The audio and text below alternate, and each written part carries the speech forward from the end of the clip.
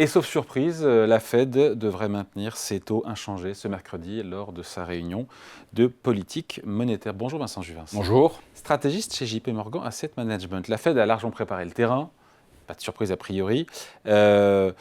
Donc on ne l'imagine pas se déjuger. Pourquoi je vous dis ça? Parce qu'on a quand même eu ce chiffre entre-temps de croissance, les fameux quasiment 5% de croissance en rythme annualisé au troisième trimestre. Elle serait en droit de montrer les dents, ou en tout cas de monter les taux, même si a priori elle ne le fera pas. En tout cas d'être plus agressif peut-être dans sa posture ou dans sa communication. Alors c'est vrai que l'économie reste résiliente, ça a été le terme de cette année pour qualifier l'économie américaine. Néanmoins, on s'attend quand même à ce que l'économie ralentisse au cours des mois à venir. Les indicateurs conjoncturels avancés... On dit ça depuis 2 ans quand même. Oui, mais là, ça commence à être vraiment plus effectif. On voit qu'il y a des effets retard de ces augmentations de taux qui commencent à être ressentis dans l'économie. La Fed fera sans doute d'ailleurs référence au durcissement des conditions de financement. Aujourd'hui, lorsqu'on veut acheter une maison aux États-Unis, c'est 8%. Un prêt immobilier à 30 ans, c'est 8%. Un petit peu moins. On paye un peu plus de 20% sur son encours carte de crédit. Les entreprises aussi font face à un coût du capital qui augmente. Et ça se ressent dans les sondages d'opinion, notamment auprès des entrepreneurs. Les perspectives, en tout cas, se détériorent pour l'an prochain. Donc on aura sans doute une croissance qui va se tasser l'an prochain. Et puis surtout, ce que regarde la Fed, c'est les dynamiques inflationnistes. Aujourd'hui, on a une inflation qui est quand même largement maîtrisée aux États-Unis. 3,7 sur l'inflation globale, 4,15 sur l'inflation sous-jacente. Oui. C'est même mieux qu'en Europe pour une économie qui a pourtant l'habitude d'avoir une inflation plus élevée qu'en Europe. L'inflation se poursuit, mais elle ne peut pas se satisfaire de 3,7 ou 4% d'inflation. Non, la tendance demeure à la baisse. Elle est très nette, à la fois sur l'inflation cœur et sur l'inflation globale. Et notamment, elle se matérialise notamment au niveau des salaires. On a toujours une situation de plein emploi aux États-Unis. On aura d'ailleurs l'occasion d'avoir une mise à jour, en tout cas, de la situation sur le marché de l'emploi d'ici la fin de la semaine.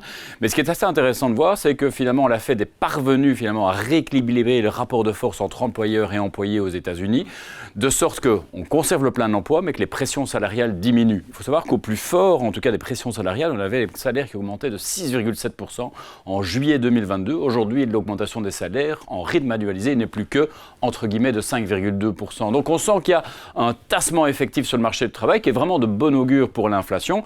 C'est ce marché du travail qui a entraîné des effets de second tour. On ne voit pas sur les créations d'emplois. 330 000 créations de postes au mois de septembre. Oui, cela étant, je reprendrai un chiffre qui sera publié cette semaine également, les ouvertures de postes, qui culminaient à 12 millions l'an passé. C'est quoi une ouverture de postes? Les postes vacants, les emplois à pourvoir aux États-Unis, 12 millions d'emplois vacants. Il y en avait à un moment à peu près 2 emplois vacants pour chaque demandeur d'emploi. Donc ça, évidemment, ça a créé cette tension sur le marché de l'emploi. Aujourd'hui, on est retombé à 9,6 millions. C'est quand même 20% de moins. Ça montre qu'il y a quand même une normalisation sur le marché de l'emploi, notamment grâce aussi au fait qu'on a eu pas mal d'immigration aux États-Unis qui sont venus finalement remplir les postes vacants qui étaient vraiment difficiles à pourvoir. Ça a l'air facile quand on vous écoute, mais elle marche sur des œufs, la Fed. Pardon, c'est quand même pas simple non plus, même si l'inflation effectivement rentre tout doucement dans son nid ou dans son lit. Cette croissance qui déjoue tous les pronostics, on l'a largement commenté ici, c'est quand même pas simple, ça. Je pense que c'est pas simple, néanmoins je ne serais pas critique par rapport à l'action de la Fed, elle marche sur des œufs, mais quelque part j'ai envie de dire elle est un peu sur un nuage. Aujourd'hui, le scénario de l'atterrissage en douceur pour les États-Unis auquel personne ne croyait en début d'année est en train de se vérifier. On a une croissance aux États-Unis qui devrait dépasser les 2% cette année, c'est plus que le potentiel de croissance des États-Unis. On a une inflation qui baisse et qui baisse rapidement, on a une situation de plein emploi. J'ai envie de dire demander plus. Sur des œufs dans le momentum là tout de suite, effectivement, où le chiffre de croissance du troisième trimestre n'arrange pas ses affaires. Les créations de postes en septembre non plus. Derrière, c'est la dynamique inflationniste et c'est les perspectives qui, pour moi, déterminent la direction de la politique monétaire de la Fed. Aujourd'hui, il n'y a pas matière à changer de cap. Les marchés ne l'attendent pas d'ailleurs. Aujourd'hui, on peut estimer que le prochain mouvement de politique monétaire au niveau de la Fed, ce sera vraisemblablement quelque part l'an prochain une baisse de taux pour accompagner ce ralentissement de l'économie américaine. Une dernière hausse de taux, notamment si les chiffres économiques étaient assez forts, une dernière hausse de tôt au mois de décembre n'est pas totalement à écarter. C'est vrai. Alors, les marchés anticipent quelques points base de hausse d'ici la fin de l'année. C'est un scénario que j'écarterai à ce stade-ci. Il me semble, certainement au vu de l'environnement international, du contexte géopolitique fébrile, du ralentissement de la croissance évident en Europe, aux États-Unis, dans les émergents, qu'il est peu probable que la Fed soit contrainte d'augmenter et pour la puis, fin de l'année. ouais, et puis Vincent, les taux à 10 ans sur la dette souveraine américaine font le boulot à la place de la Fed, puisqu'on est à quoi, 4,90 au moment où on se parle. Ça fait carrément les affaires de la Fed. Elle n'a rien besoin de faire, puisque automatiquement la courbe de taux via la partie longue remonte. Ça durcit les conditions de crédit, on l'a dit, Voilà. pour les entreprises, pour les ménages, sans que la Fed n'ait à relever elle-même ses taux courts, ses taux directeurs. Elle se satisfera même d'ailleurs d'avoir évidemment cassé une certaine forme d'exubérance peut-être sur les marchés financiers, puisqu'on a un S&P 500 qui, dans le courant du mois d'octobre, est entré en phase de correction. Donc là aussi, il y a cet effet de durcissement des conditions financières qui est à l'œuvre et qui vient aider la Fed dans ce ralentissement qu'elle souhaitait de l'économie américaine et de la dynamique inflationniste aux États-Unis. On va comme scruter, je pense, le communiqué, évidemment, de la Fed. Il y aura une conférence de presse, j'imagine, Évidemment. de Jérôme Powell. On va la passer au peigne fin pour renoter, encore une fois, les nuances sémantiques. Moi, je pense qu'il conservera a priori une posture quand même assez agressive, non ? En tout cas, elle va garder l'option d'une hausse de taux sur la table. Il est certain qu'aujourd'hui, la Fed veut se ménager une porte de sortie dans un cas comme dans l'autre. Il est certain que l'option des hausses de taux ne sera pas totalement écartée. Ce d'autant plus qu'on a, comme vous le signaliez, ces excellents chiffres de croissance qui, finalement, montrent qu'il y a quand même toujours une économie américaine qui, malgré, finalement, une année de taux élevés, eh bien, ronronne toujours et, finalement, toujours pourvoyeuse d'emplois, toujours créatrice, en tout cas, d'un certain niveau d'inflation. Donc, prudence tout de même en termes de politique monétaire.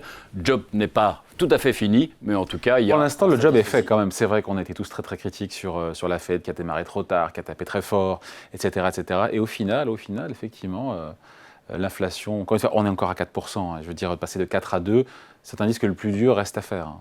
Nous avons la perspective d'une inflation inflation qui devrait vraisemblablement, d'ici la fin de l'an prochain, vraisemblablement retrouver le niveau de 2 à 2,5%, c'est-à-dire finalement, à peu de choses près, l'objectif de la Fed. C'est un phénomène qu'on devrait observer en Europe également. Les chiffres d'inflation de ces derniers jours publiés en Europe viennent finalement nous conforter également dans cette idée. Je pense que le problème de l'hyperinflation auquel on a été confrontés ces 18 derniers mois est aujourd'hui clairement derrière nous. Cependant, le problème de désinflation, la période de désinflation qu'on a connue ces dernières 10 années, est également révolue. On se dirige vraisemblablement au cours de la décennie à venir vers une inflation plus en ligne avec l'objectif des banques centrales, notamment parce que ce marché de l'emploi qu'on évoquait à l'instant devrait demeurer structurellement tendu.